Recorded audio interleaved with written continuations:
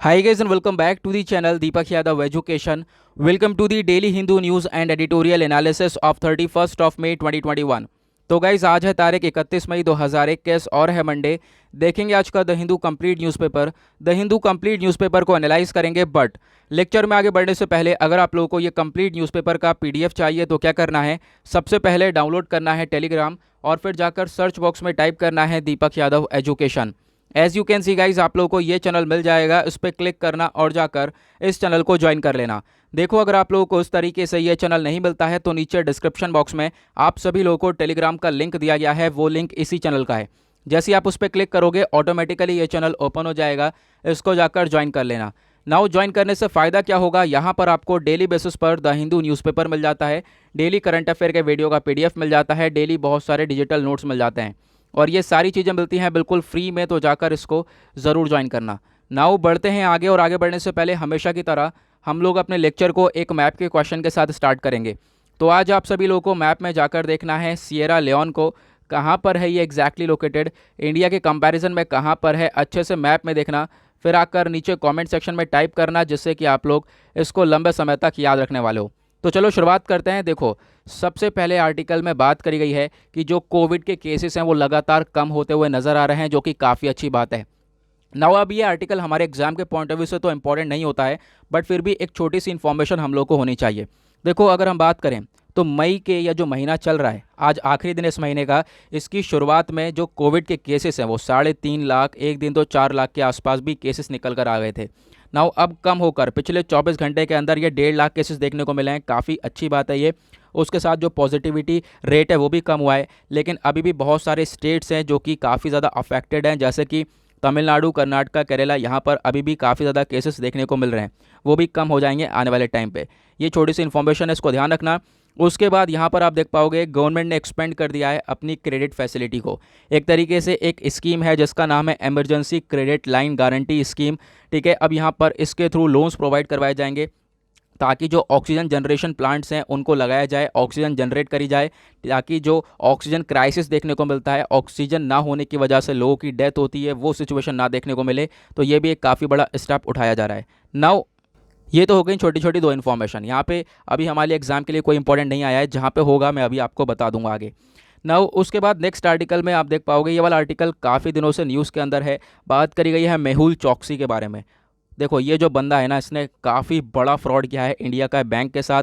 यहाँ पे आप देख पाओगे कितना रुपए का फ्रॉड किया है, 13,578 करोड़ रुपए का इंडियन पंजाब नेशनल बैंक के साथ फ्रॉड करके ये फरार हुआ। नाउ कहाँ पे गया था, ये गया था एंटीगुआ। एंटीगुआ में वहाँ की सिटीजनशिप ली है।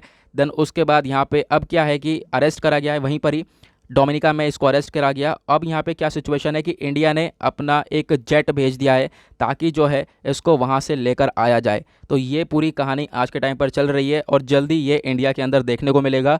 और भी बहुत सारे आर्टिकल्स हम लोग को आने वाले टाइम पे इसी टॉपिक पर देखने को मिलने वाले हैं।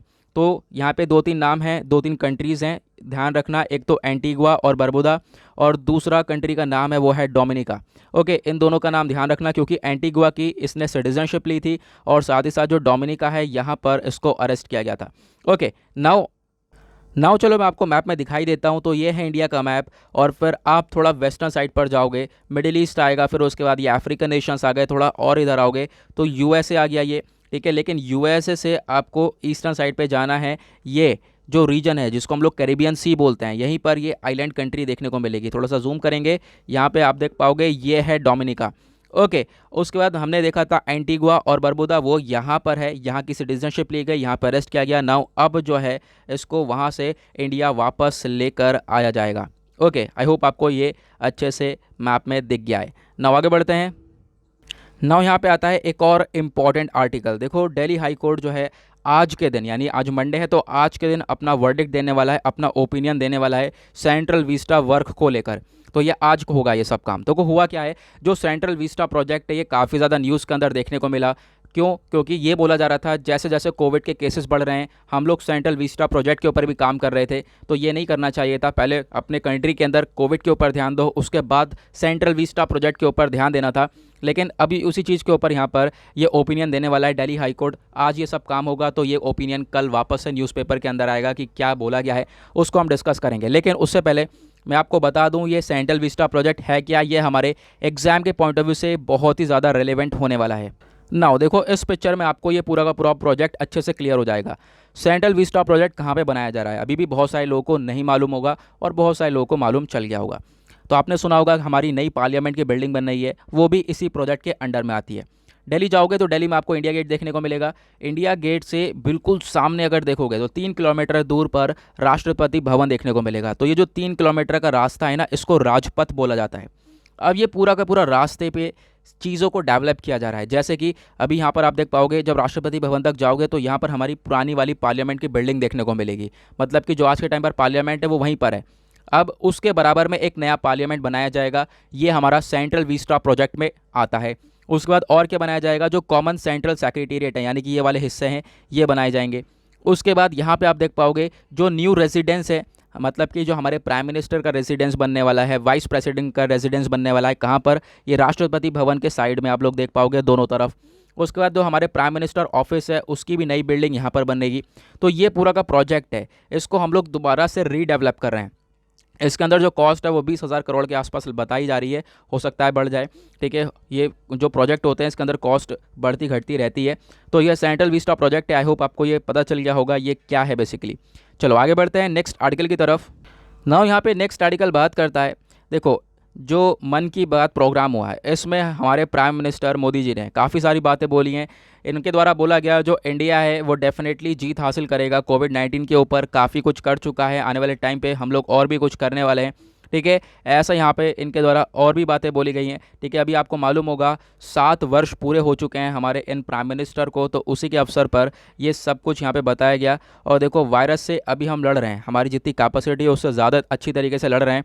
उसके बाद ये भी बोला गया पिछले 70 सालों में अगर हम बात करें तो इतना ज़्यादा डेवलपमेंट नहीं हुआ जितना आज के टाइम पर हो रहा है। आज के टाइम पर लगभग 4.5 करोड़ हाउसेस के अंदर क्लीन वाटर जा रहा है। ओके, साफ़ पानी यहाँ पे पहुँचाया जा रहा है। उसके बाद और भी बहुत सारी चीज़ें बोली गई, जैसे कि अभी कोविड-19 का सेकेंड वेव देखने को मिला जिससे कि काफ़ी ज़्यादा परेशानियाँ हुई हैं। तो इंडिया ने काफ़ी हद तक चीज़ों को डेवलप किया, काफ़ी हद तक चीज़ों को ग्रो किया। जहाँ पर ऑक्सीजन का प्रोडक्शन 900 मेट्रिक टन तो हुआ करता था, ये कोविड-19 आया उसकी वजह से हमने इस ऑक्सीजन के प्रोडक्शन को 900 से 9,000 मेट्रिक टन कर दिया। यानी कि आप कह सकते हो काफ़ी कुछ हम लोगों ने करा है इस पेंडेमिक के लिए, और डेफिनेटली लड़ भी रहे हैं और जल्दी से इसके लिए ओवरकम भी करेंगे, ऐसा इनके द्वारा यहाँ पर अपने स्टेटमेंट में दिया गया है। मैंने क्यों बताया, क्योंकि हो सकता है क्या हो इसके ऊपर आर्टिकल एडिटोरियल पर देखने को मिले। ओके, इसका एग्जांपल मैं आपको आगे देने वाला हूँ एडिटोरियल सेक्शन पे, क्योंकि जो मैंने यहाँ पे पहले आपको बताया था वो एडिटोरियल पर आ जाते हैं हर बार। ठीक है, तो ऐसा होता रहता है। नाउ नेक्स्ट आर्टिकल की अगर हम बात करें तो यहाँ पे एक आर्टिकल है, सुप्रीम कोर्ट जो है आज के टाइम पर रिज्यूम करेगा कोविड-19 हेयरिंग्स को। कुछ इंपॉर्टेंट नहीं है हमारे एग्जाम के लिए अभी यहाँ के लिए, फिर भी हमें छोटी मोटी इन्फॉर्मेशन होनी चाहिए क्योंकि यही जो है बड़ी बड़ी इन्फॉर्मेशन में कन्वर्ट होंगे धीरे धीरे। तो बेस क्लियर नहीं होगा तो फिर आगे नहीं समझ में आएगा। तो सुप्रीम कोर्ट आप कह सकते हो जो स्पेशल बेंच है सुप्रीम कोर्ट की वो शेड्यूल करी गई है। अब यहाँ पे कोविड-19 को किस तरीके से मैनेज किया है, अब उसकी सुनवाई हुआ करेगी। कहाँ, कब से, मंडे से, यानी आज से ये सब चीज़ें स्टार्ट होंगी। तो होंगी आज से शुरू होंगी तो फिर मतलब डेफिनेटली हमको कल से वापस से बहुत सारे आर्टिकल्स देखने को मिलेंगे। यहाँ पर ट्रिप्स एग्रीमेंट वगैरह के बारे में बात करी गई है। तो ट्रिप्स एग्रीमेंट वगैरह इंडिया और साउथ अफ्रीका ने जो डिमांड करी थी ये सब जो है आगे एडिटोरियल सेक्शन पर भी आया है, तो वहाँ पर डिस्कशन करना ही है इसका। इस वजह से मैं यहाँ पर टाइम वेस्ट नहीं कर रहा, वरना 2 जगह यहाँ पर डिस्कशन हो जाएगा। उसके बाद नेक्स्ट आर्टिकल यहाँ पे बात करता है कि देखो अभी हमने ये देखा था बहुत सारी जगह पर जो कोविड का वेरिएंट है उसके आगे कंट्री का नाम लगा दिया जाता है, इंडियन वेरिएंट है, यूके वेरिएंट है। तो उस चीज़ को लेकर अभी हम लोगों ने काफ़ी ज़्यादा इसको मुद्दा उठाया था। हमने बोला कि देखो इंडियन वेरिएंट नहीं बोलना चाहिए, या फिर किसी भी कंट्री के आगे इंडियन या फिर यूके कोई सा भी वेरिएंट नहीं लगाना चाहिए, क्योंकि ऑब्वियस सी बात है कहीं भी कंट्री में ओरिजिन हो सकता है। कोई भी कोविड है तो कहीं पर भी ये ओरिजिन हो सकता है, कहीं पर भी अपना म्यूटेशन कर सकता है। तो ऐसा यहाँ पे किसी कंट्री का टैग नहीं देना चाहिए। और उसी तरीके से जो वर्ल्ड हेल्थ ऑर्गेनाइजेशन है WHO, उसने यहाँ पे पहले ही बोल दिया था कि देखो हम किसी से एसोसिएट नहीं कर रहे, कोई भी अगर वेरिएंट है तो किसी भी कंट्री से उसको एसोसिएट नहीं किया जाएगा। ओके, तो यहाँ पर वही मुद्दा बताया जा रहा है, क्योंकि हुआ क्या है जो सेंटर है केंद्र सरकार ने यूज़ किया है इंडियन डबल म्यूटेशन वेरिएंट का नाम, ठीक है। एक एफिडेविट फाइल करी गई थी सुप्रीम कोर्ट में, ठीक है, तो उसमें यहाँ पर ये आप कह सकते हो इंडियन वेरिएंट का नाम यूज़ किया गया है, तो उसी को लेकर बातचीत करी गई। देखो इंडियन वेरिएंट यूज़ ही नहीं करना है, क्योंकि यहाँ पर WHO ने ये नाम नहीं लगाया है कि इंडियन वेरिएंट है, ठीक है।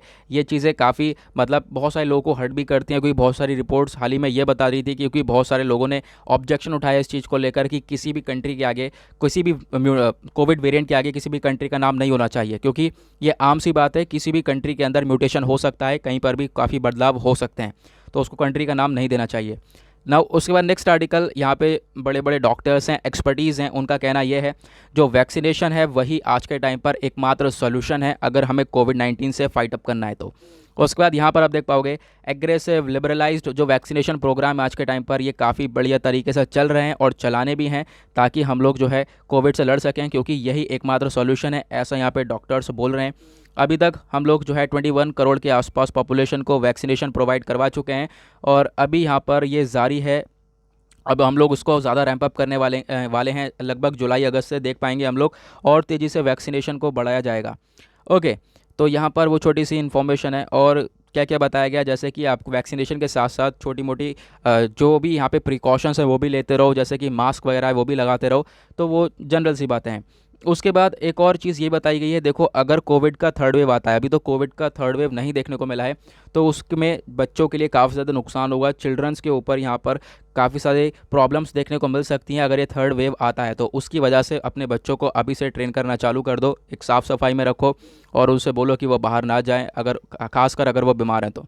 ओके, तो फिर से अगेन कोविड के बारे में, देखो हो क्या रहा है ना, कंट्री में चल क्या रहा है, कंट्री में चल ही कोविड रहा है, मेन चीज़ तो यही है। अगर आप एडिटोरियल देखो या पूरा फ्रंट पेज से लेकर एंड पेज तक देखो, तो अगर आप वर्ल्ड पेज भी देखो दुनिया भर में क्या चल रहा है, तो दुनिया भर में भी कोरोना की न्यूज़ चल रही है, तो जो चल रहा है वो यहाँ पर न्यूज़पेपर वाले छाप रहे हैं। देखो फिर से, ठीक है, कोविड के केसेस हम लोग को ओडिशा में देखने को मिले, ये भी डिस्कस नहीं करूंगा मैं, कुछ भी यहाँ पे बार बार वही चीज़ आ रही है। ओडिशा न्यूज़ में है, क्यों ओडिशा अभी फिर से न्यूज़ में था पिछले कुछ दिनों, क्योंकि यहाँ पे साइक्लोन यास आया था, तो मैं ये इन्फॉर्मेशन देने के लिए, रिविज़न करने के लिए जो है ये मैंने बताया था, ठीक है, ये मैंने हाईलाइट किया है। तो ओडिशा में साइक्लोन यास आया था, तो उसके बारे में ध्यान रखना। नाउ और क्या नेक्स्ट इन्फॉर्मेशन, हाँ देखो ये इन्फॉर्मेशन है जो कि हमारे एग्ज़ाम के पर्सपेक्टिव से डेफिनेटली बहुत ज़्यादा इंपॉर्टेंट है। अब काम की बात आई है, तो जो कमांडो ट्रेनिंग है वो हम लोग को देखने को मिली है। कमांडो ट्रेनिंग करवाई जा रही है किसके लिए, काजीरंगा नेशनल पार्क के लिए। तो जो काजीरंगा नेशनल पार्क है, टाइगर रिजर्व है, तो इसमें हम लोग इसके लिए कमांडो ट्रेनिंग प्रोवाइड करवा रही है आसाम गवर्नमेंट, जिससे कि इसमें इसको और ज़्यादा प्रोटेक्शन दी जाए, और यहाँ पे बहुत सारा कंस्ट्रक्शन होगा, जैसे कि कॉरिडोर्स वगैरह बनाए जाएंगे जानवरों के लिए, तो ये काफ़ी बेहतरीन तरीके से डेवलपमेंट होने वाला है काजीरंगा नेशनल पार्क का। नाउ ये काजीरंगा नेशनल पार्क अपने आप में एक वास्ट और इम्पॉर्टेंट टॉपिक है हमारे एग्जाम के पर्सपेक्टिव से। कैसे, तो यहाँ पर देखो, ये मैंने टैग यहाँ पर आपको कमेंट में मिल जाते हैं, जैसे कि यहाँ पे आप देख पा रहे हो ना, ये पूरा का पूरा टैग आपको डेली बेसिस पर मैं आपको प्रोवाइड करवा देता हूँ, इस न्यूज़पेपर में मिल जाते हैं। करना क्या होता है, आप लोग एक ऐप डाउनलोड कर लेना प्ले स्टोर से, एडोब रीडर नाम का, और वहीं पर इस पूरे के पूरे PDF को ओपन करना। जैसे आप उस ऐप में ओपन करोगे तो आपको ये सारे टैग्स मिल जाएंगे, वहाँ पर आप सारी आंसर राइटिंग्स ले सकते हो। नाउ देखो यहाँ पे बात करी गई काजीरंगा नेशनल पार्क की, तो बायोडाइवर्सिटी एंड इन्वायरमेंट के पॉइंट ऑफ व्यू से ये आर्टिकल इंपॉर्टेंट हो जाता है। GS पेपर 3 में आपका और टॉपिक आता है, जैसे कि कंजर्वेशन, और फिर उसके बाद और भी टॉपिक्स देखने को मिलते हैं। नाउ अगर हम बात करें ये नेशनल पार्क कहाँ पे लोकेटेड है, तो आपको ये स्टेट ऑफ आसाम यानी आसाम के अंदर देखने को मिलेगा। जो कितना कवर करता है एरिया वगैरह ये इंपॉर्टेंट नहीं है, बट यहाँ पे ध्यान रखना आसाम के अंदर है ये। लीगल स्टेटस की अगर हम बात करें, देखो इसको नेशनल पार्क डिक्लेयर करा गया था, एक तरीके से घोषित कर दिया गया था कि ये नेशनल पार्क है, कब, 1974 में। फिर उसके बाद इसको एक टाइगर रिजर्व डिक्लेयर करा गया, कब, 2007 में। क्योंकि यहाँ पे जो टोटल टाइगर आप कह सकते हो रिजर्व एरिया है ये काफ़ी बड़ा था, साथ ही साथ काफ़ी सारे टाइगर्स यहाँ पे देखने को मिले, तो इसको टाइगर रिजर्व भी डिक्लेयर करा गया। अगर इंटरनेशनल स्टेटस की बारे में बात करें, दुनिया भर में जाना जाता है, तो बिल्कुल काजीरंगा नेशनल पार्क काफ़ी फेमस है, जाना जाता है, क्योंकि इसको एक यूनेस्को वर्ल्ड हेरिटेज साइट के अंदर डिक्लेयर किया गया है, और वो 1985 में करा गया था। साथ ही साथ एक important bird area, bird life international के थ्रू यहाँ पे डिक्लेयर करा गया है, इसको रिकग्नाइज़ किया जाता है। देखो बर्ड लाइफ इंटरनेशनल अगेन एक बॉडी है जो कि रिकग्नाइज़ करती है इस एरिया को, कि ये काजीरंगा नेशनल पार्क एक इंपॉर्टेंट बर्ड एरिया भी है। बहुत सारी प्रजातियां जो हैं काजीरंगा नेशनल पार्क में मिलती हैं, जैसे कि एक सींग वाला राइनो, ठीक है, ये बहुत इंपॉर्टेंट चीज़ है, ये क्वेश्चन आया हुआ है, ठीक है, वन हॉर्न राइनो से रिलेटेड, क्योंकि दुनिया में सबसे ज़्यादा जो एक सींग वाले राइनो हैं वो काजीरंगा नेशनल पार्क के अंदर ही मिलता है। ठीक है, तो ये आपको ध्यान रखना है। तो यहाँ पे उसी के बारे में इन्फॉर्मेशन दी गई है। पोबीतोरा वाइल्ड लाइफ सेंचुरी में अगर हम बात करें तो हाईएस्ट डेंसिटी मिलती है वन हॉर्न राइनो की पूरे वर्ल्ड में। फिर उसके बाद जो second highest number of rhinos हैं वो आसाम के काजीरंगा नेशनल पार्क में मिलते हैं। ठीक है, तो वर्ल्ड मोस्ट हाई राइनोज जो है बेसिकली दो सेंचुरी के अंदर देखने को मिलते हैं, एक तो पोबीतोरा, दूसरा यहाँ पे आपको देखने को मिल जाएगा कौन सा है, ये काजीरंगा नेशनल पार्क। याद रखना, एक सींग वाला गैंडा ना। उसके बाद कुछ और चीज़ें भी यहाँ पर देखने को मिलती हैं, जैसे कि राइनो के साथ elephant, royal Bengal tiger, Asiatic water buffalo, ये सारी चीज़ें देखने को मिलती हैं। 2018 का सेंसस ये बताता है कि जो राइनो की पॉपुलेशन है वो लगभग 2400 के आसपास है, 2400 ऊपर ही है। और एलिफेंट्स की जो है वो 1100 के आसपास है वहाँ पर। अब तो हालांकि काफ़ी हद तक इंक्रीज़ हो गया होगा। तो ये सेंसस ये सारी चीज़ें बताता है। नाउ अब अगर हम बात करें तो काजीरंगा में आपको 9 से 14 स्पीशीज़ देखने को मिल जाएंगी। ठीक है, नाउ उसके बाद रिवर्स और हाईवेज़ क्या काजीरंगा के अंदर से जाते हैं, तो हाँ बिल्कुल आप देख पाओगे जो नेशनल हाईवे है लगभग 37 नेशनल हाईवे जो है पास होता है इस एरिया, सॉरी नेशनल हाईवे 37 है 37 बोल रहा हूँ मैं, NH 37 जो है पास होता है इस पार्क से। ठीक है, और जो ये पार्क है इसमें आपको 250 सीजनल वाटर बॉडीज़ देखने को मिलेंगी। और ये छोटी सी इन्फॉर्मेशन है, ध्यान रखना कहाँ पर है बेसिकली ये, वो आपको मैंने बता दिया है। न्यूज़ में क्यों है, क्योंकि यहाँ पर काफ़ी सारा डेवलपमेंट देखने को मिल रहा है। नाउ आते हैं पेज नंबर 11 के ऊपर, दैट इज़ वर्ल्ड सेक्शन। देखेंगे दुनियादारी में क्या चल रहा है। तो सबसे पहले आ गया है इजराइल न्यूज़ के अंदर। क्यों? क्योंकि इजराइल के अंदर ओपोजिशन में अगर हम बात करें, दूसरी तरफ एक तरफ तो इजराइल के प्राइम मिनिस्टर बेंजामिन नेतन्याहू हैं, लेकिन इनकी ओपोजिशन में बात करें तो यहाँ पे नफ्ताली बेनेट देखने को मिलेंगे। ओके, और ओपोजिशन आज के टाइम पर टक्कर की नज़र आ रही है। और ये जो ओपोजिशन है इनका मानना ये है कि ये जल्दी से ही अब यहाँ पे जो लंबे समय से प्राइम मिनिस्टर सर्व कर रहे हैं इजराइल के बेंजामिन नेतन्याहू, इनको हटाया जाएगा एक तरीके से। अब चलो मैं आपको मैप में दिखाता हूँ इजराइल को। नाउ यहाँ पे आप देख पाओगे ये है इंडिया का मैप। और इंडिया के कंपैरिजन में चलोगे इधर, यहाँ पे आओगे Oman, Yemen, Saudi Arabia, then Egypt, उसके बाद ये सारे आओगे, सॉरी कहाँ पे आ गए हम लोग। ठीक है, यहाँ पे चलोगे, फिर उसके बाद आगे सऊदी अरेबिया से थोड़ी सी और आगे आओगे जॉर्डन देखने को मिलेगा। ठीक है, फिर जॉर्डन से थोड़ी सी और आगे जाओगे तो यहाँ पर आपको इजराइल देखने को मिल जाएगा। ओके, तो आई होप आपको ये देखने को मिल गया होगा। देखो इतना छोटा सा ये नेशन है कि ये दिखाई भी नहीं पड़ रहा है। अगर हम इसको इंडिया से कंपेयर करें तो इंडिया यहाँ पे आपको देखने को मिल जाएगा, और इजराइल जहाँ पे मैं डॉट लगा रहा हूँ यहाँ पे देखने को मिल जाएगा। और इजराइल के ऊपर आपको फ़िलिस्तीन भी देखने को मिलेगा, जो वेस्ट बैंक वाला रीजन है। बेसिकली ये वाला जो रीजन है इसको वेस्ट बैंक बोला जाता है। यहाँ पे फ़िलिस्तीनियंस रहते हैं। तो इसके बारे में भी इशू आज के टाइम पर दे रखा है न्यूज़पेपर में, तो उसको भी हम डिस्कस करेंगे। तो मैंने सोचा पहले ही आपको मैं ये न्यूज़ में है तो इसको लोकेशन दिखा देता हूँ। चलो अब आगे आते हैं। तो मैंने आपको बताया इजराइल के अंदर क्या सिचुएशन चल रही है। आज के टाइम पर ओपोजिशन पार्टी खड़ी हो चुकी है, और जो ओपोजिशन वाले हैं काफ़ी स्ट्रॉन्गर नज़र आ रहे हैं। उनका कहना यह है कि अब की बार डेफिनेटली ये बेंजामिन की सरकार को हटा देंगे, और डेफिनेटली वो लोग आकर दिखाएंगे। ये छोटी सी इन्फॉर्मेशन है, अगर वहाँ की ज़्यादा पॉलिटिक्स में जाओगे तो हमारे लिए इंपॉर्टेंट नहीं होता है। ठीक है, बस ओपोजिशन में कौन है, क्या चल रहा है, वो ज़्यादा इंपॉर्टेंट हो जाता है। उसके बाद नेक्स्ट आर्टिकल काफ़ी इंपॉर्टेंट है। श्रीलंका ने आप कह सकते हो कि केस कर दिया है, घसीटेंगे अब किसे, सिंगापुर को, क्योंकि सिंगापुर है वेसल का ओनर। अब कौन सा शिप का ओनर है, ऐसा शिप जो कि श्रीलंका के पास इंडियन ओशन में क्या हो चुका है, वहाँ पर उसमें आग लगी, और उसके बाद वहाँ पे आग लगने की वजह से, उस शिप की वजह से काफ़ी सारा पॉल्यूशन हुआ है, काफ़ी सारा कूड़ा करकट देखने को मिला है। ओके, पॉल्यूशन काफ़ी बढ़ चुका है, तो उसके बारे में यहाँ पर श्रीलंका काफ़ी चिंता में पड़ा हुआ है। और इसी के ऊपर हमने आज का थंबनेल लगा रखा है, थंबनेल आपने देखा ही होगा।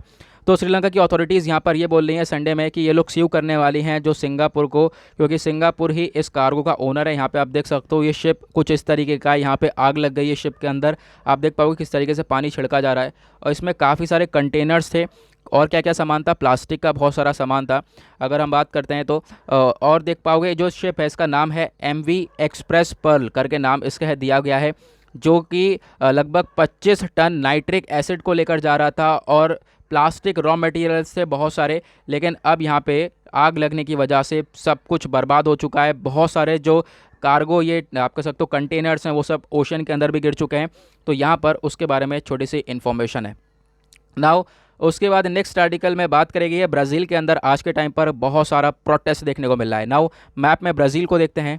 नाउ तो यहाँ पे आप देख पाओगे ये इंडिया का मैप है। इंडिया के कंपैरिजन में फिर से हम लोग चलेंगे वेस्टर्न साइड, फिर अफ्रीका को घूमते हुए। ठीक है, पूरे पूरे अफ्रीका को घूमकर आएंगे south Atlantic ocean. South Atlantic ocean को पार करके ये है ब्राज़ील।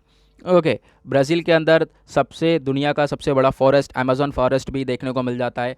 ठीक है, तो यहाँ पे ये ब्राज़ील है, ध्यान रखना, यहीं पर काफ़ी सारे प्रोटेस्ट चल रहे हैं। नाउ प्रोटेस्ट चल क्यों रहे हैं? क्योंकि जो वहाँ के आप कह सकते हो लीडर हैं, प्रेसिडेंट हैं, जिनका नाम है जेयर बोल्सोनारो, इनकी से बस की बात नहीं रही इनका कि कोविड को संभाल पाएँ, और इन्होंने कोविड को सही से संभाल नहीं पाए हैं। जो डेथ हैं वो काफ़ी ज़्यादा हो चुकी हैं, और 4 लाख 4.5 लाख से ऊपर डेथ हो चुकी हैं, केसेस काफ़ी ज़्यादा हैं। तो 10,000 लोग प्रोटेस्ट करने के लिए निकले, उन्होंने मास्क पहना और जो है गलियों में निकल पड़े। इन्होंने बोला ये बोल्सोनारो जीनोसाइड हो रहा है, एक तरीके से हत्याकांड करवाया गया है। तो आप समझ सकते हो कितना वर्ड, कितना बड़ा टर्म यहाँ पे इस्तेमाल किया जा रहा है। ओके, नाउ उसके बाद यहाँ पे आप देख पाओगे कि जो बोल्सोनारो की गवर्नमेंट है आज के टाइम पर, वो आप कह सकते हो वैक्सीनेशन इन्होंने सही से स्टार्ट नहीं किया, तो उसी को लेकर प्रोटेस्ट किया गया कि अगर ये जो बोल्सोनारो है ये पहले ही वैक्सीनेशन को स्टार्ट कर लेते तो ऐसी सिचुएशन ना देखने को मिलती। उसके बाद इसराइल और इजिप्ट के बीच में कॉन्फ्लिक्ट चल रहा है, सॉरी, इसराइल और फिलिस्तीन के बीच में कॉन्फ्लिक्ट चल रहा है, आपको मालूम होगा काफ़ी टाइम पहले से चल रहा है, और इसको हमने काफ़ी बार डिस्कस भी किया है। तो मैंने आपकी मैप में दिखाई दिया है आपको, मैं फिर से आपको इसराइल और फिलिस्तीन को दिखा देता हूँ कहाँ पर है। और बेसिकली जो अटैक हुआ है वो कहाँ से हुआ है, तो आप इधर आओगे तो यहाँ पर आपको ये इसराइल देखने को मिलेगा। ठीक है, और जो फ़िलिस्तीन है वो इस वाले रीजन में, जो ये डेट है यहाँ पे वेस्ट बैंक वाले रीजन में रहते हैं, साथ ही साथ यहाँ पर गाज़ा पट्टी वाले रीजन में रहते हैं। गाज़ा पट्टी वाले रीजन में हमास का भी काफ़ी ज़्यादा रूल देखने को मिलता है। तो यहाँ से जो बेसिकली कॉन्फ्लिक्ट हुआ वो इसराइल और हमास का हुआ था। ओके, आपको मालूम होगा इसके बारे में। नाउ यहाँ पे आप देख पाओगे तो बोला यह जा रहा है आज के टाइम पर बहुत सारी कंट्रीज़ हैं, जैसे कि यूएस हो गया, इजिप्ट हो गया, सब मिलकर कोशिश ये करा रहे हैं कि परमानेंटली यहाँ पे सीज़ फायर किया जाए, परमानेंटली यहाँ पर एक तरीके से पीस, शांति को बनाया जा सके। तो उसके बारे में डिस्कशन जल्द से जल्द यहाँ पे शुरू होगा, उसके बारे में एक छोटी सी इन्फॉर्मेशन दी गई है। नाउ अब आगे बढ़ते हैं नेक्स्ट आर्टिकल की तरफ। यहाँ पे चाइना का जो स्पेस स्टेशन है वो यहाँ पे आज के टाइम पर स्ट्रांग होता जा रहा है। चाइना ने एक और स्टेप उठा लिया है, वो क्या है, ये अपना जो पहला स्पेस स्टेशन है, देखो इसको डेवलप तो कर ही रहे हैं, बहुत सारे इन्होंने टुकड़े भेज दिए हैं, उसको जुड़वा दिए हैं। नाउ अब यहाँ पर एक और तैयार हो चुका है, जो लॉन्ग मार्च 7 रॉकेट आप देख पाओगे, इसका नाम है, ये कैरी कर रहा है तियानजोउ 2 कार्गो क्राफ्ट कैरी कर रहा है। और एक तरीके से आप कह सकते हो कि ये भी कहीं ना कहीं इसका कंट्रीब्यूशन है चाइना के स्पेस स्टेशन में। तो चाइना का स्पेस स्टेशन अगर हम बात करें दिन ब दिन काफ़ी स्ट्रांग होता जा रहा है, और चाइना ने अपना जो गोल सेट किया है कि जल्द से जल्द अपना स्पेस स्टेशन तैयार कर लेंगे, तो लगता है ये जल्दी यहाँ पर वाकई में इसको पूरा करके दिखाने वाले हैं। नाउ आपको मालूम होगा अभी यहाँ पे इंटरनेशनल स्पेस स्टेशन है जो कि बहुत सारी कंट्रीज़ ने मिलकर बनाया है, उसके बाद चाइना अपना खुद का स्पेस स्टेशन बना रहा है। तीसरी कौन सी कंट्री है जिसने अनाउंस किया है अपना स्पेस स्टेशन बनाने के लिए, ज़रा नीचे कमेंट सेक्शन में बताओ, मैंने काफ़ी बार आप लोगों को बता रखा है ना। उसके बाद एक आता है आर्टिकल यहाँ पर, ठीक है, सबसे इम्पोर्टेंट सबसे इम्पोर्टेंट नहीं है, देखो हुआ क्या है यहाँ पर, जोरिस जॉनसन चाचा है, ठीक है, बोरिस जॉनसन, मतलब क्या हो गया यार, बोरिस जॉनसन चचा है यहाँ पर, क्या है, इन्होंने भी शादी कर ली है। तो उसके बारे में आप देख पाओगे कल परसों में इतना ज़्यादा आर्टिकल मुझे देखने को मिला है, इतना ज़्यादा आर्टिकल, दुनिया भर के न्यूज़पेपर तो कवर कर ही रहे हैं, साथ ही साथ इंडियन न्यूज़पेपर भी लगातार कवर कर रहे हैं। तो यहाँ पे देखो बोरिस जॉनसन है, इन्होंने शादी करी है। अब यहाँ पे आप कह सकते हो जो प्राइम मिनिस्टर है आज के टाइम पर, ये ब्रिटेन के, और ये मतलब यूके के, और उसी के साथ इनकी जो उम्र है वो है 56 साल, और जो जिससे शादी करी है वो है 33 साल की। वाह। और उसके साथ साथ यहाँ पे आप देख पाओगे ये सेकंड ब्रिटिश प्राइम मिनिस्टर बन चुके हैं जिन्होंने पावर में रहकर शादी करी है। इससे पहले वाले कौन थे, वो थे रॉबर्ट जेंक्सन, ठीक है, ये सेकंड ब्रिटिश प्राइम मिनिस्टर है जिन्होंने पावर में रहकर शादी करी है। तो उसके बारे में इन्फॉर्मेशन दी गई। वाह, हमने ख़त्म कर लिया न्यूज़पेपर। नाउ आगे बढ़ते हैं, चलो अब चलते हैं अपने एडिटोरियल सेक्शन की तरफ, देखेंगे आज के इंपॉर्टेंट एडिटोरियल्स को, क्योंकि यहाँ पर बिजनेस सेक्शन इकॉनमी से रिलेटेड आर्टिकल नहीं है, क्योंकि मंडे में वो नहीं आते। नाउ आते हैं पेज नंबर 6 के ऊपर। तो सबसे पहला आर्टिकल देखो यहाँ पर ये वाला है, कुछ भी खास नहीं है। देखो मैंने आपको बताया था बहुत पहले, परसों बताया था, आप वीडियो जाकर देख सकते हो, परसों या तरसों मैंने बताया था कि वो छोटी सी इन्फॉर्मेशन पढ़ लो, क्योंकि वो एडिटोरियल में आ सकती है। वो वही इन्फॉर्मेशन आ चुकी है एडिटोरियल में। हुआ क्या था, देखो वेस्ट बंगाल के अंदर साइक्लोन यास आया था, वो हिट हुआ। उसके बाद क्या हुआ, वहाँ पे काफ़ी ज़्यादा डिस्ट्रक्शन हुआ ना। हमारे प्राइम मिनिस्टर जाकर एक मीटिंग कर रहे थे वहाँ पर, लेकिन उस मीटिंग को किसने, ममता बनर्जी ने अटेंड नहीं किया था, ठीक है। अब यहाँ पे अटेंड नहीं किया तो काफ़ी ज़्यादा इसके बारे में क्रिटिसाइज़ किया गया, काफ़ी ज़्यादा चीज़ें बताई गई, तो उसी के बारे में अगेन ये आर्टिकल दिया गया है। तो हमारे लिए अभी भी इंपॉर्टेंट नहीं है, बट मैंने आपको छोटी सी इन्फॉर्मेशन दे दी थी, तो यहीं पे वो ख़त्म हो जाता है। नाउ अब देखो एक इंपॉर्टेंट आर्टिकल ये वाला है। ये आर्टिकल बात करता है लक्षद्वीप के बारे में। लक्षद्वीप पिछले कुछ दिनों से बहुत ही ज़्यादा न्यूज़ के अंदर है, वो क्यों है, अब यहाँ पे आपको पता लगाना है, देख पाओगे पता लगा के ना क्या है मैं आपको बता दूंगा। तो ये जो आर्टिकल है पूरा मैं आपको आंसर राइटिंग फॉर्म में बताऊंगा। लक्षद्वीप के अंदर आज के टाइम पर प्रोटेस्ट क्यों चल रहा है, लोग जो है क्यों प्रोटेस्ट कर रहे हैं। सबसे पहले आपको देखना है लक्षद्वीप के बारे में, लक्षद्वीप है कहाँ पर। अगर हम बात करें, लक्षद्वीप इंडिया का सबसे छोटा स्मॉलेस्ट यूनियन टेरिटरी है। बेसिकली एक आर्कीपेलागो है। आर्कीपेलागो किसको बोलते हैं, ग्रुप ऑफ आइलैंड्स को बोलते हैं। 36 आइलैंड यहाँ पर देखने को मिल जाएंगे आपको। साथ ही साथ जो इसमें एडमिनिस्ट्रेटर होता है, मतलब लक्षद्वीप यूनियन टेरिटरी के अंदर एडमिनिस्ट्रेटर का कंट्रोल है। और 3 मेन ग्रुप्स हैं आइलैंड के यहाँ पर, वो कौन कौन से हैं, एक है अमिंडेविक ग्रुप, दूसरा है लाकेडेविक ग्रुप और तीसरा है मिनिकॉय आइलैंड। तो मिनिकॉय आइलैंड काफ़ी बड़ा माना जाता है। और उसके बाद जो ये अमनदीवी आइलैंड है, ये नदर्न मोस्ट में आपको देखने को मिलेंगे। जो मिनिकॉय आइलैंड है वो साउथ साइड में आपको देखने को मिल जाएंगे। लक्षद्वीप की कैपिटल क्या है, वो है कवरत्ती, ध्यान रखना इसको। छोटी सी इन्फॉर्मेशन। नाउ पिटी आइलैंड भी आप कह सकते हो, यहाँ पे आपको देखने को मिलेगा जहाँ पर बर्ड सेंचुरी है। पॉपुलेशन की बात करें तो 93% की जो पॉपुलेशन है यहाँ पर वो पूरी की पूरी मुस्लिम्स मेजॉरिटी है। और वो भी जो है लोग हैं वो शेड्यूल्ड ट्राइब्स के अंदर एसटीज़ वाले लोग हैं। ओके, मेन ऑक्यूपेशन क्या है, कमाते कैसे हैं, तो भाई फिशिंग करते हैं वो लोग, कोकोनट कल्टीवेशन करते हैं। ऑब्वियस सी बात है, कोई वहाँ पर इतना कुछ है नहीं तो मछली पकड़ के ही कमाया जाएगा, कोकोनट कल्टीवेशन करा जाएगा। क्वाई ट्विस्टिंग मतलब रोप वगैरह रस्सी वगैरह बनाई जाएगी, क्योंकि वहाँ पर कोकोनट भी भारी मात्रा में, तो उसके हेयर से रस्सी बनाई जाती है। टूरिज़्म भी एक काफ़ी इमर्जिंग इंडस्ट्री है वहाँ की, मतलब टूरिज़्म से भी काफ़ी हद तक ये लोग पैसा कमाते हैं। नाउ मैप में आपको मैं लक्षद्वीप को दिखा देता हूँ। नाउ यहाँ पे आप देख पाओगे अगेन इंडिया का मैप, और नीचे आपको लक्षद्वीप देखने को मिल जाएगा। कहाँ पर, इस वाले रीजन में आपको यहाँ पर नीचे की साइड देखने को मिल जाता है। ये निकल कर आ गया है, ठीक है। ये जो बेसिकली बहुत सारे आइलैंड्स हैं, ये आपको लक्षद्वीप वाले आइलैंड्स देखने को मिल जाएंगे। ओके चलो अब आगे बढ़ते हैं। अब आगे देखते हैं और क्या है हमारे लिए यहाँ पर इम्पोर्टेंट, हमने देख लिया।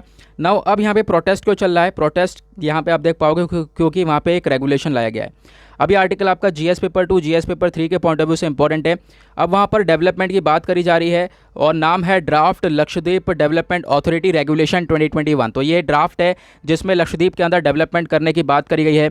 एक तरीके से वहाँ पे ये बोला जा रहा है कि देखो अब क्या होगा, बहुत सारे लोगों को हटाया जाएगा, वहाँ पे डेवलपमेंट किया जाएगा। हालांकि ये जाहिर सी बात है, उसके बदले में उनको कंपनसेशन मुआवजा मिल जाएगा, लेकिन फिर भी यहाँ पे लोग नहीं चाहते हैं कि उनको हटाया जाए, ठीक है।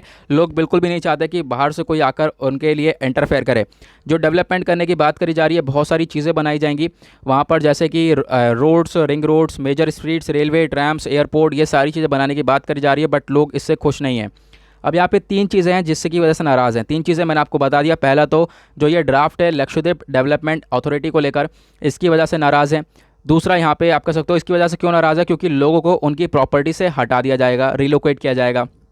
दूसरी चीज़ की वजह से क्यों नाराज़ है, दूसरी चीज़ यह है prevention of anti social activities act, जिसको हम लोग पासा बोलते हैं। ये भी इंट्रोड्यूस करा गया था जनवरी 2021 में। इसमें क्या कर सकते हैं, इसमें जो भी एडमिनिस्ट्रेटर है कहाँ का, लक्षद्वीप का, तो वो क्या करेगा, वो डिटेन कर सकता है किसी को भी, मतलब किसी भी पर्सन को हिरासत में लिया जा सकता है लगभग 1 साल के लिए, और उसके बारे में बताया भी नहीं जाएगा, मतलब डिस्क्लोज भी नहीं किया जाएगा पब्लिक के अंदर कि हमने इसको डिटेन कर रखा है, इसको हिरासत में ले रखा है। तो ये आप कह सकते हो ये एक्ट लाया गया, तो इसकी वजह से लोग काफ़ी नाराज़ हैं।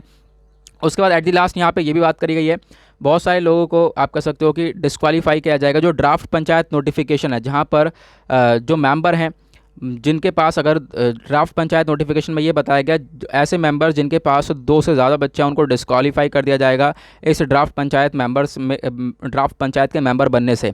ओके, तो आप समझ सकते हो कि लोगों का नाराज़गी में क्या यहाँ पर ये बोला जा रहा है। उसके बाद एक और तरीके से नाराज़गी क्या है, मैं आपको वो चीज़ ऐड करके बता देता हूँ जो कि यहाँ पर मैंशन नहीं करी गई है। वो है आज के टाइम पर आपको जो लक्षद्वीप है वहाँ पर कौन से एडमिनिस्ट्रेटर देखने को मिलेंगे, वो हैं प्रफुल्ल कोड़ा पटेल, ठीक है। अब आपको ये ध्यान देना है कि वो क्या है, एक वो बीजेपी लीडर हैं, ठीक है। हालांकि जो एडमिनिस्ट्रेटर है उसकी जगह किसी और को देनी चाहिए थी, आईएएस आईपीएस पर्सन को देनी चाहिए थी, बट जो है यहाँ पर एक बीजेपी लीडर को भेजा गया है, तो उसकी वजह से भी लोग काफ़ी ज़्यादा अपनी नाराज़गी दिखा रहे हैं। ओके ना, उसके बाद नेक्स्ट आर्टिकल बात करता है जीएसटी काउंसिल की। अभी मीटिंग हुई है और 43rd मीटिंग हुई है, तो क्या क्या डिस्कशन किया गया है जीएसटी काउंसिल के अंदर, उसके बारे में हम बात करेंगे। तो 43rd मीटिंग हुई है, ये आर्टिकल आपका जीएस पेपर 3 के पॉइंट ऑफ व्यू से इंपॉर्टेंट हो जाता है। और यहाँ पे अगर हम बात करें क्या क्या बातचीत करी गई है, तो सबसे पहले जो कोविड से रिलेटेड इक्विपमेंट्स हैं जैसे कि ऑक्सीजन कंसनट्रेटर और ये बाकी सारी चीज़ें हो गई, इसको अगर हम लोग इम्पोर्ट करते हैं ठीक है, ध्यान से सुनना, इसको इंपोर्ट करते हैं क्यों? डोनेशन देने के लिए, यानी कि इंपोर्ट करा जा रहा है ताकि हम डोनेट कर सकें स्टेट गवर्नमेंट को, तो उस पर जीएसटी नहीं लगेगी, ऐसा यहाँ पे डिस्कस किया गया। ओके और ये जो पूरा का पूरा मैटर है इसको बढ़ाया जा रहा है, लगभग अगस्त 2021 तक करा जा रहा है कि जीएसटी नहीं लगाई जाएगी। उसी के साथ एक और इंपॉर्टेंट चीज़ ये है, आपको मालूम होगा ब्लैक फंगस जो कि म्यूकरमाइकोसिस है, ये डिजीज़ काफ़ी हद तक बढ़ती हुई नजर आई है। इसको ठीक करने के लिए हमारे पास एक मेडिसिन है जिसका नाम है एम्फेटेरिसिन बी, ठीक है, इसको भी यहाँ पे जीएसटी की एग्जाम्पशन लिस्ट में डाल रखा है, मतलब कि इसके ऊपर भी टैक्स नहीं लगेगा। उसके साथ साथ एक ग्रुप ऑफ मिनिस्टर को सेटअप किया गया है, जिससे कि यहाँ पर एक जो ग्रुप ऑफ मिनिस्टर हैं ये बाकी सारी चीज़ों का डिस्कशन करेंगे कि किन किन चीज़ों के ऊपर और जीएसटी को हटाना चाहिए और किन चीज़ों के ऊपर लगा देना चाहिए। तो आने वाले टाइम पे ये रिपोर्ट भी हम लोग को देखने को मिल जाएगी ना। उसके बाद जीएसटी अमनेस्टी स्कीम के बारे में बताया गया, मतलब जीएसटी ने काफ़ी सारी चीज़ों को आप कह सकते हो इसमें माफ़ी मिलेगी, जैसे कि मान लो कोई लेट फीस है, ठीक है, कोई फ़ी पे करनी है, कोई लेट फीस हो गई है, तो उसमें आप कह सकते हो रिडक्शन देखने को मिलेगा, उसको भी कम किया जाएगा। और जो टैक्स पेयर हैं जो कि टैक्स को पे करते हैं वो अपना कह सकते हो रिटर्न वगैरह फाइल कर सकते हैं, जिनकी पेंडिंग रखा हुआ है। देखो होता क्या है ना, टैक्स पे करते हैं तो हम लोग टैक्स को रिटर्न करने के लिए हमें वापस से वो मिल जाए तो टैक्स रिटर्न फाइल किया जाता है, तो वो सब चीज़ भी हम लोग फाइल करते हैं। तो फाइल करने की आप कह सकते हो जो भी पेंडिंग रह गया था उसको भी यहाँ पे बढ़ा दिया गया है, तो लोग पूरी तरह से बेनिफिट उठा सकते हैं जो भी छोटे मोटे टैक्स पेयर्स हैं। और यही सबसे आप कह सकते हो सबसे ज़्यादा कंट्रीब्यूट करते हैं जीएसटी के अंदर, लगभग 89% तक सारे छोटे मोटे टैक्स पेयर्स हैं। और ये आप कह सकते हो कि इन लोगों को काफ़ी बड़ा रिलीफ मिल रहा है, इन लोगों को रिलीफ दिया जा रहा है। उसके बाद यहाँ पे जीएसटी कंपनसेशन सेस के बारे में बात करी गई है। ये कंपनसेशन सेस क्या है तो मैं आपको समझाता हूँ। देखो जब जीएसटी लाई गई थी साल 2017 में 1 जुलाई को, तो उस समय देखो लाने का आप कह सकते हो जब इसको लाया जा रहा था तो बहुत सारे स्टेट्स थे, बहुत सारे राज्य थे जो कि बिल्कुल भी नहीं मान रहे थे इसको लेकर। उनका कहना था जीएसटी आएगी तो उनकी इंडस्ट्रीज़ को, उनकी फैक्ट्रीज़ को, फर्म्स को काफ़ी तगड़ा लॉस होगा, तो फिर क्या करा जाए। अब यहाँ पे सरकार को जीएसटी तो लानी थी, तो उन्होंने यहाँ पर करने के लिए ये बोल दिया कि हम लोग स्टेट्स को यानी राज्य सरकार को लगभग 5 साल तक कंपनसेशन मुआवजा पे करेंगे जितना भी उनका नुकसान होगा जीएसटी की वजह से। नाउ अब यहाँ पर हमें जीएसटी लाने दो, तो ये सारी चीज़ें हो गई सॉल्व। उसके बाद जीएसटी को ले आया गया और डिसाइड हो गया था कंपनसेशन पे किया जाएगा। नाउ 2017 बीत गया, 2018 बीत गया, 2019 बीत गया, नाउ 2020 आया, 2020 में आ भी गया, 20 भी आया और साथ ही साथ कोरोना को लेकर आया। तो कोविड के आने की वजह से क्या हुआ, जीएसटी का कलेक्शन एकदम से ठप हो गया। सरकार के पास जो है आप कह सकते हो रेवेन्यू जनरेट नहीं हुआ, तो सरकार कहाँ से कंपनसेशन देती स्टेट्स को, तो उसके बारे में काफ़ी मुद्दा उठा था। ना उसी के बारे में डिस्कशन किया जा रहा है कि सरकार जो है अभी लेगी, पैसा लेगी, किससे बोरो करेगी 1.58 लाख करोड़ रुपए, और बोरो करने के बाद स्टेट्स को पहुंचाएगी एज अ कंपनसेशन, जो कि डिसाइड हुआ था। ठीक है, उसके बाद यहाँ पे और क्या बात करी गई इस काउंसिल के अंदर, वो बोला गया जो एडवांस पेमेंट है वैक्सीन मैन्युफैक्चरर्स को वो भी दे दी गई है। लगभग 4500 करोड़ रुपए आप कह सकते हो पे कर दिए गए हैं वैक्सीन मैन्युफैक्चरर को एज अ एडवांस पेमेंट, ताकि वैक्सीन जल्द से जल्द हमारे पास आ जाए आने वाले टाइम पे और जल्द से जल्द हम लोग इंडिया को कोविड फ्री बना सकें। उसके बाद जो एनुअल रिटर्न फाइलिंग है उसके बारे में भी डिस्कशन किया गया। देखो जो काउंसिल है उसने रिकमेंड किया है कि आपको अगर जो एनुअल रिटर्न फाइल करनी है, ठीक है, साल भर का जो भी टैक्स है उसकी रिटर्न फाइल करनी है, तो उसके लिए क्या करना है, अगर आप लोग सेल्फ सर्टिफिकेशन करना चाहते हो तो कर सकते हो। यहाँ पे किसी चार्टर्ड अकाउंटेंट की ज़रूरत नहीं पड़ेगी आप लोगों को, ठीक है, सबसे बड़ा यहाँ पे छूट ये। दूसरा, एनुअल रिटर्न फाइलिंग जो है ये कंटिन्यू होने वाली है। देखो पहली बात तो जो छोटे मोटे टैक्स पेयर हैं उनके लिए ऑप्शनल है ये, जिनका टर्नओवर साल का टर्नओवर 2 करोड़ रुपए से कम है उनके लिए ऑप्शनल है, वो भर सकते हैं, नहीं भर सकते ज़्यादा फ़ायदा नहीं देखेगा।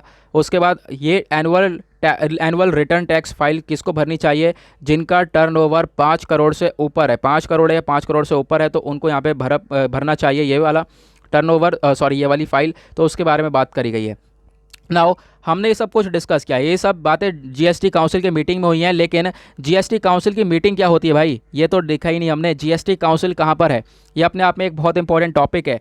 जीएसटी काउंसिल की अगर हम बात करें तो बेसिकली ये एक कॉन्स्टिट्यूशनल बॉडी है, संवैधानिक बॉडी है। आपको ये आर्टिकल 279A के अंडर में देखने को मिलेगी। और जो है जीएसटी काउंसिल चेयर करी जाती है हमारे फाइनेंस मिनिस्टर के द्वारा, जो कि निर्मला सीतारमन है। और जो है उसके बाद बहुत सारे स्टेट्स जो हैं अपोजिशन में देखने को मिल जाएंगे, यहाँ पर स्टेट्स भी होते हैं, इसी वजह से इसको फेडरल बॉडीज बोला जाता है, जहाँ पर स्टेट्स और स्टेट्स और सेंटर है दोनों मिलकर काम करते हैं। ओके नाउ उसके बाद यहाँ पर एक आर्टिकल दिया गया है, देखो बात करी गई है तरुण तेजपाल केस के बारे में। देखो तरुण तेजपाल केस जो जजमेंट है हुआ क्या है, गोवा ने यहाँ पर इसको फाइल कर दिया, इसकी अपील कर ली है हाई कोर्ट के अंदर। देखो, एक केस हुआ था साल 2013 में, एक महिला थी जिन्होंने आप कह सकते हो रेप के एलिगेशंस लगाए थे इस पर्सन के ऊपर, तरुण तेजपाल के ऊपर। ठीक है, अब लेकर क्या हुआ है, गोवा पुलिस वालों ने ऐसी इन्वेस्टिगेशन करी है, ऐसी रेड मारी है कि पूछो मत। यहाँ पे बहुत सारे मुद्दे देखने को मिले हैं। फिलहाल अभी यहाँ पर कोई चीज़ें नहीं आ रही हैं, फिलहाल चलो मैं आपको बता देता हूँ। देखो हुआ क्या क्या है, जो महिला है वो, ठीक है, महिला को एक तरीके से आप कह सकते हो, जो जज है ना कोर्ट के, गोवा कोर्ट के, उन्होंने काफ़ी आप कह सकते हो बुरी तरीके से ट्रीट किया एक तरीके से। जो जज थी वो भी महिला थी, और जिसका रेप हुआ है वो भी महिला है। ठीक है, अब यहाँ पे अगर हम बात करें, जो फीमेल है जिसका रेप हुआ है, उसका नाम रिवील नहीं किया गया है, क्योंकि ऑब्वियस सी बात है, ये सुप्रीम कोर्ट में पहले भी डिसीजन दे चुका था कि अगर कोई विक्टिम है, रेप विक्टिम, तो अगर वो चाहता है अपना नाम डिस्क्लोज़ ना करा जाए तो वो होगा। ठीक है, इस तरीके से यहाँ पर उनका नाम डिस्क्लोज़ नहीं किया गया है ना। जो तरुण तेजपाल है, इनके ऊपर काफ़ी सारे लांछन लगाए गए थे, लेकिन अभी यहाँ पे क्या करा जा रहा है, अभी इनको एक्विटल बोला गया है, मतलब कि ये निर्दोष हैं। ठीक है, अब निर्दोष हैं, हालांकि क्यों बोला गया है, सिर्फ और सिर्फ अपनी सोच के बेसिस पर। जो ये महिला जज हैं, ठीक है, जज ने यहाँ पे क्या क्या सोचा है, एक तरीके से यहाँ पर उन्होंने अपने दिमाग के हिसाब से बताया है कि देखो क्या है कि जो, अब यहाँ पे ध्यान से सुनना, जो महिला जो कि विक्टिम है, मैंने आपको विक्टिम बोलूँगा, जो महिला का रेप हुआ है मैं उनको विक्टिम बोलूँगा। ठीक है, तो जो विक्टिम है और जो जज हैं, ठीक है, ये भी महिला है, तो जज साहिबा ने यहाँ पे ये बोला, जो विक्टिम है, विक्टिम के साथ ये सारी चीज़ें होने के बाद भी, रेप होने के बाद भी उन्होंने व्हाट्सएप पे पोस्ट डाली है, मतलब लग नहीं रही है दुखी सी, तो ऐसा ज़रूरी नहीं है कि दुखी हो इंसान। उसके बाद यहाँ पे जो जज महिला हैं, ठीक है, ये जज साहिबा, इनके द्वारा ये बोला गया, जो विक्टिम है इनको एक तरीके से आप कह सकते हो कि अगर ऐसा कोई ज़ोर दस्ती होती तो फिर आप कह सकते हो स्क्रैचेस वगैरह होते इनके ऊपर होते, या फिर उस इंसान के तेजपाल के ऊपर होते, तो वो भी नहीं देखने को मिले। उसके साथ इनके सोशल मीडिया पे काफ़ी एक्टिवनेस, काफ़ी सारे फ्रेंड्स जो हैं उनके साथ फ्लर्टनेस, ये सारी चीज़ें चलती हुई नज़र आई, क्योंकि पूरा इनका सोशल मीडिया सब कुछ छान मारा है। तो फिर इसकी वजह से भी ऐसा लगता है कि इनको कोई फ़र्क नहीं पड़ता, इनके साथ ऐसा कुछ हुआ नहीं होगा। ठीक है, ये सारी चीज़ें बताई गई, और इन्हीं बेसिस के ऊपर जो है इनको आप कह सकते हो, जो ये तरुण तेजपाल है उसको एक्विटल बोला गया, एक तरीके से निर्दोष बोला गया। हालांकि चीज़ें अभी प्रूवन नहीं है, क्योंकि जज साहिबा के द्वारा कहना है, क्योंकि यहाँ पे एक प्रूवन एविडेंस नहीं देकर आई है ये विक्टिम। एक प्रूवन एविडेंस होगा तभी तो हम लोग को ये सारी चीज़ें समझ में आएंगी। हालांकि ऐसा होना नहीं चाहिए। ठीक है, ऐसा यहाँ पे एक तरीके से गलत स्टेटमेंट दिया गया है, क्योंकि बहुत सारे लोग कह रहे हैं। अब यहाँ पे हाई कोर्ट के अंदर ये चैलेंज किया जाएगा, तो उसके बाद बताया जाएगा क्या हो रहा है बेसिकली है। ठीक है, और क्या होगा आने वाले टाइम पर ना। उसके बाद नेक्स्ट आर्टिकल बात करी जा रही है कोविड-19 के बारे में। एक ग्लोबल एफर्ट ही कोविड-19 से लड़ने में मदद कर सकता है। आज के टाइम पर आप देख पाओगे दुनिया भर में, सबसे पहली बात इंडिया आज के टाइम पर देख पाओगे, उसके अंदर सेकंड वेव देखने को मिला। इंडियन वेरिएंट देखो वापस से यहाँ पे नाम लिया गया है, एक तरीके से यूके के अंदर आपको देखने को मिले, एक नया वेरिएंट आया था यूके B.1.1.7 करके, B.1.1.7 जो ये वेरिएंट था। इंडिया के अंदर जो फाउंड हुआ था वो दूसरा वेरिएंट था, B.1.617 करके था। ये नए नए वेरिएंट्स आए, जिसकी वजह से काफ़ी प्रॉब्लम्स हुई, वैक्सीन की शॉर्टेज हुई ना। वैक्सीन की शॉर्टेज के बाद यहाँ पे अभी आज के टाइम पर चीज़ें सही चल रही है। फिलहाल वैक्सीन नेशनलिज्म देखने को मिला, क्योंकि लोगों के द्वारा ये कहना था, हमारी सरकार क्या कर रही थी, हमारी कंट्री के अंदर वैक्सीन कम है, फिर भी जो है इसको एक्सपोर्ट किया जा रहा था दूसरी कंट्रीज़ को। तो लोगों का कहना यह था ऐसा नहीं होना चाहिए, पहले अपनी कंट्री के ऊपर पूरा किया जाए, उसके बाद जो है आगे दिया जाए। नाउ 1 मई से क्या हुआ, 18 से ऊपर वाले सभी लोगों को वैक्सीनेशन अलाउ किया गया। नाउ अभी सभी लोगों को वैक्सीनेशन लग रहा है, जो कि काफ़ी अच्छी बात है। उसके बाद यहाँ पे आज के टाइम पर अगर हम बात करें, तो जो कैपेसिटी है वैक्सीनेशन की, प्रोडक्शन की, वो काफ़ी बढ़ चुकी है। कोविशील्ड और कोवैक्सीन दोनों ही मिलकर 70 मिलियन डोजेस जो है पर मंथ बना रहे हैं, और गवर्नमेंट ने लगभग 45 बिलियन डॉलर्स का, आप कह सकते हो 45 बिलियन रुपीज़, डॉलर्स नहीं कह सकते, 45 मिलियन बिलियन रुपीज़ जो है यहाँ पे प्रोवाइड करवाए हैं इन वैक्सीन मैन्युफैक्चरिंग इंस्टीट्यूट्स को, ताकि वैक्सीन को ज़्यादा से ज़्यादा मैन्युफैक्चर किया जा सके। 50 मिलियन जो है हमने वैक्सीन इंपोर्ट करी हैं, स्पुतनिक 5 जो कि रशियन वैक्सीन है, और आने वाले टाइम पे इसका हम लोग प्रोडक्शन करेंगे। जुलाई में हम लोग इसको देख पाएंगे, 156 मिलियन डोजेज़ जो है हम इसका प्रोड्यूस कर लेंगे, जो कि ये अगेन हम लोग को काफ़ी ज़्यादा बेनिफिट देने वाला है। ठीक है, उसके बाद और क्या इन्फॉर्मेशन दी गई है, देखो बोला ये गया है कि दुनिया भर में ये जो सारी कंट्रीज़ हैं इनको आपस में मिलकर काम करना पड़ेगा, एक इंटरनेशनल कोऑपरेशन की ज़रूरत है। ठीक है, अगर प्रोडक्शन को बढ़ाना है तो उसके लिए सबसे पहली बात देखो, बहुत सारी कंट्रीज़ ऐसी हैं जैसे कि यूएसए, उसके पास वैक्सीन का पेटेंट राइट है। अब वैक्सीन का पेटेंट राइट है तो दूसरी कंट्री उसको बना नहीं सकती है जब तक यूएसए अपनी टेक्नोलॉजी को ट्रांसफ़र नहीं करेगा। तो यूएसए को क्या करना है, उस पेटेंट राइट के ऊपर रिलैक्सेशन देने हैं, उसके ऊपर रिलीफ देना है, जिसकी वजह से दूसरी कंट्रीज़ इसको बना सके। तो उसके बारे में डिस्कशन किया गया है। इंटेलेक्चुअल प्रॉपर्टी राइट्स के ऊपर छूट दिया जाए यूएसए के द्वारा, जो कि दिया भी गया है। और इंडिया और साउथ अफ्रीका की ये डिमांड थी कि छूट दी जाए, और छूट देने के बाद अब क्या होगा, वैक्सीन को डेवलप किया जाएगा, वैक्सीन का प्रोडक्शन होगा इंडिया के अंदर और भी बहुत सारी कंट्रीज़ के अंदर, और ज़्यादा से ज़्यादा प्रोडक्शन होने के बाद क्या होगा, वैक्सीन की जो शॉर्टेज है वो कम हो जाएगी। ऑब्वियस सी बात है, जब भारी मात्रा में चीज़ें अवेलेबल होंगी तो उसका प्राइस भी गिरेगा और साथ ही साथ जो है उसकी शॉर्टेज भी, यहाँ पे जो प्रॉब्लम है वो भी ख़त्म हो जाएगी। और उसी में यहाँ पे एट द लास्ट ये बोला गया है, जो ग्लोबल कोऑपरेशन है इन सब चीज़ों के अंदर वो बहुत ज़्यादा इंपॉर्टेंट है। सारी कंट्रीज़ अगर मिलकर काम करेंगी तभी ये पॉसिबल हो पाएगा, अदरवाइज़ एक कंट्री की बस की बात नहीं है वैक्सीन को प्रोड्यूस भी कर ले और पूरा का पूरा यहाँ पे दे भी दे। उसके बाद आज के टाइम पर कोविड को लेकर, एजुकेशन सिस्टम को लेकर यहाँ पर आप देख पाओगे ये कार्टून पिक्चर दिया गया है। नाउ इंपॉर्टेंट क्या है, इंपॉर्टेंट डेटा पॉइंट है। डेटा पॉइंट ये बताता है आज के टाइम पर पेट्रोल के प्राइसेस काफ़ी ज़्यादा हाई हो चुके हैं। ये डेटा पॉइंट ये बताता है, देखो ये नेक्स्ट डेटा पॉइंट है, आखिरी टॉपिक है हमारा। बातें करी जा रही है दिल्ली, मुंबई, चेन्नई, कोलकाता, यहाँ सभी जगह पर अगर हम बात करें तो पेट्रोल के प्राइसेस काफ़ी बढ़ चुके हैं। और अभी हाल ही में मुंबई के अंदर 100 रुपये लीटर पेट्रोल पहुँच चुका है, समझ सकते हो 100 रुपये लीटर। और उसी के साथ 90 रुपये लीटर बहुत सारी जगह पर पहुंचा। और रीज़न ये बताया जा रहा है, विदेशों के अंदर क्रूड ऑयल के प्राइसेस बढ़ते जा रहे हैं, टैक्सेशन ज़्यादा लग रहा है, हम लोग टैक्स भी ज़्यादा लगा रहे हैं ताकि जो सरकार थोड़ा सा रेवेन्यू जनरेट कर सके इस ऑयल से, और उसी की वजह से ये पेट्रोल के प्राइसेस काफ़ी तेज़ी से इंक्रीज़ होते हुए नज़र आ रहे हैं। तो गाइज़ इसी के साथ करते हैं लेक्चर को समाप्त। आई होप आप लोगों को सभी चीज़ें क्लियर हो गई होंगी। नाउ मिलते हैं आप लोगों से नेक्स्ट वीडियो में। आज के लिए bye bye, have a nice day.